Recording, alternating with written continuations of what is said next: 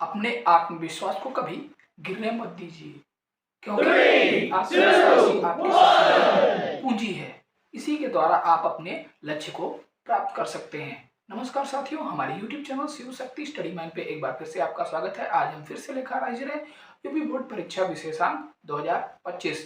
उससे पहले बात कुछ बीते हुए पेपर्स की। हमारे मेन विषय के पेपर्स लगभग क्लास 10th और 12th के समाप्त हो चुके हैं। सिर्फ कुछ ही विषयों के पेपर बचे हुए हैं। जैसे क्लास 10th में अब जो मेन सब्जेक्ट आपके बचे हुए हैं वो चित्रकला और सामाजिक विज्ञान, और क्लास 12th में जो मेन पेपर बचे हुए हैं वो आर्ट साइड के हैं ज़्यादातर, और साइंस साइड से एक ही पेपर आपका बचा हुआ है इंग्लिश का, जो 12 मार्च को होने जा रहा है। आज का हमारा जो वीडियो है वो 11 मार्च के पेपर को लेकर है। आज हम बात करेंगे सामाजिक विज्ञान के कुछ महत्वपूर्ण प्रश्नों और टॉपिक्स के बारे में। पूरे आपके 22 चैप्टर्स जो आपकी बुक के हैं, सारे चैप्टर्स का निचोड़ हम यहाँ पर लेकर आए हुए हैं। और ये ऐसे टॉपिक्स हैं जिनसे रिलेटेड क्वेश्चन आपको देखने को मिलेंगे, चाहे वो आपके बहुविकल्पी में देख लीजिए, चाहे आप इन्हें लघु उत्तरीय, अति लघु उत्तरीय या विस्तृत उत्तरीय प्रश्नों में, दीर्घ उत्तरीय प्रश्नों में आप देख सकते हैं। हर प्रकार के प्रश्न यहाँ से आपको देखने को मिलेंगे। इन टॉपिक जो मैं आपको बता रहा हूँ या जो क्वेश्चन बता रहा हूँ, ये आपके एकदम बहुत ही मोस्ट इंपॉर्टेंट टॉपिक या मोस्ट इंपॉर्टेंट क्वेश्चन कह लीजिए हैं। हो सकता है आपको सेम ये देखने को मिले या इनसे रिलेटेड क्वेश्चन आपको देखने को मिले। तो जो भी टॉपिक हम आपको अब बता रहे हैं इसको आपको जरूर पढ़ना है, क्योंकि आपके पास 2 ही दिन से 3 दिन का समय बचा हुआ है, और ये आप बिना पढ़े अगर गए तो आप ही का हो सकता है कि आपको ड्रॉबैक हो, आपका नुकसान हो। इसलिए इसे पढ़कर जरूर जाइएगा। ये सारे के सारे टॉपिक मोस्ट इंपॉर्टेंट हैं, इसीलिए हम ये आपको लास्ट में बता रहे हैं। ऑलरेडी सोशल साइंस से रिलेटेड वीडियो हमारे चैनल पर पड़ा हुआ है। आइए बिना देर के हुए टॉपिक्स देख लेते हैं।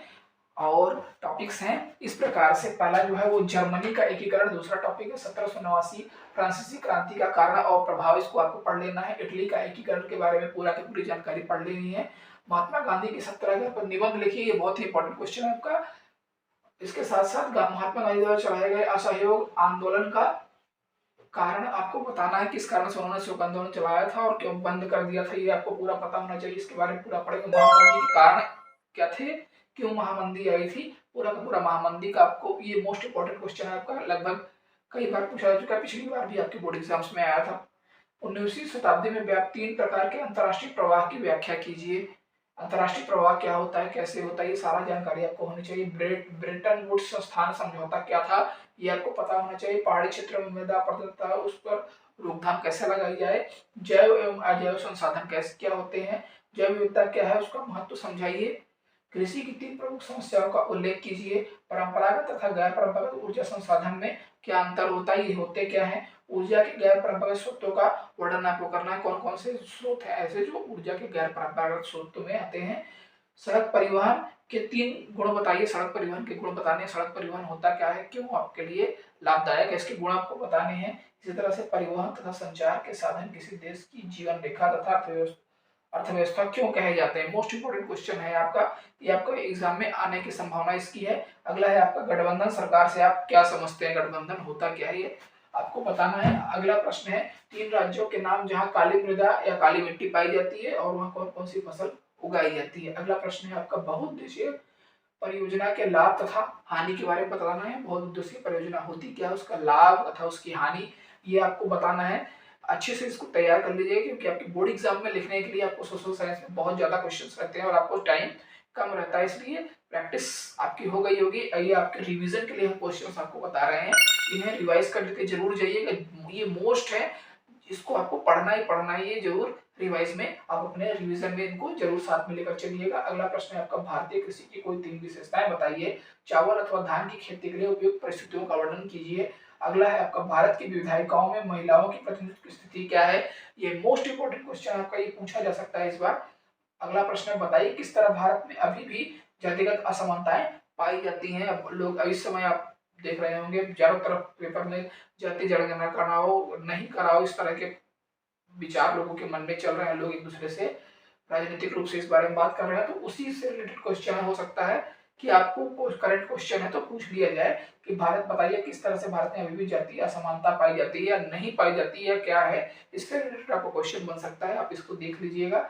अगला प्रश्न है आपका लोकतंत्र किस तरह से उत्तरदायी जिम्मेदार और वैध सरकार का गठन करता है। ये आपका इंपॉर्टेंट क्वेश्चन है, सरकार गठन से लेकर तो यह प्रश्न भी आप देख कर जाएंगे तो आपके लिए बेनिफिशियल होगा। अंतिम प्रश्न है आपका, अंतिम टॉपिक है जो इम्पोर्टेंट है इस बार के बोर्ड एग्जाम्स के लिए। आपके मोस्ट इंपोर्टेंट टॉपिक्स ही हम यहाँ पर डिस्कस कर रहे हैं। पूरा बुक आपने एक बार ऑलरेडी कंप्लीट कर लिया होगा, तैयारी आपकी कंप्लीट हो गई होगी। ये हम रिवीजन बूस्टर के रूप में आपको ये बता रहे हैं।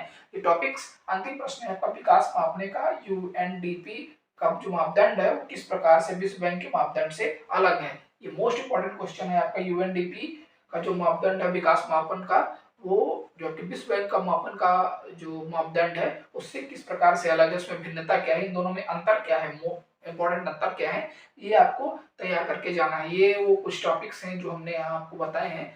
ये आपके एग्जाम्स के लिए 11 मार्च को जो एग्जाम होने जा रहा है उसके लिए मोस्ट इंपॉर्टेंट टॉपिक है। इसको आपको पढ़ कर ही जाना है। इन टॉपिक्स के जरिए इससे रिलेटेड क्वेश्चन भी अगर आपको आएगा, अगर आपने ये टॉपिक अच्छे से पढ़ा है तो आप पेपर अच्छा करके जाओगे और आपको 70 में से 70 नंबर ले आने से कोई रोक नहीं सकता है। बस शर्त यही है कि आप इस टॉपिक को एक बार रिवाइज जरूर करके जाएं, पूरा का पूरा अच्छे से पढ़ कर जाएं। साथियों, अगर आपको हमारा समझाने का तरीका पसंद आ रहा हो, हमारे वीडियोस अच्छे लग रहे हैं तो प्लीज़ प्लीज़ प्लीज़ हमारे चैनल को ज़्यादा से ज़्यादा मात्रा में सब्सक्राइब करिए, वीडियोस को पूरा वॉच करिए, अपने फ्रेंड्स के साथ भी लिंक शेयर करिए जिससे वो भी हमारे वीडियोस को देखकर और अपनी पढ़ाई को और अपनी तैयारी को और अच्छा बना सकें। वीडियोस को लाइक जरूर किया करिए दोस्तों। कमेंट सेक्शन में अपने आपके कमेंट हमारे उत्साह को बढ़ाते हैं। इसी के साथ हमारा प्रयास आपकी सफलता। धन्यवाद।